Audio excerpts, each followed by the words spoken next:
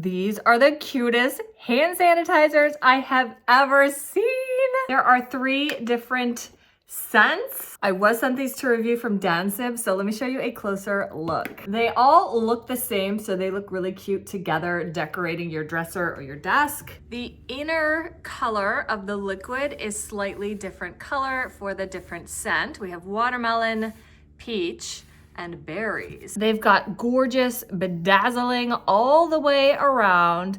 The bottom is flat, so they stand nicely. You've got ingredients and details on the back. They are 60% alcohol. You just push up here. It's gonna spritz out of here. And then you can see how much liquid is left. 2 to 3 sprays is great. They smell so delicious, like fruit snacks. So yummy. They rub right in, no stickiness or any kind of residue. Each one is 1.2 fluid ounces, so they are airplane carry-on friendly. So cute. Oh my gosh. The size is perfect.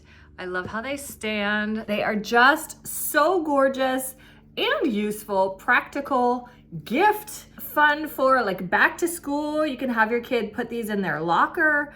You can put these in stocking stuffers, just really fun. I love them and I know you will too.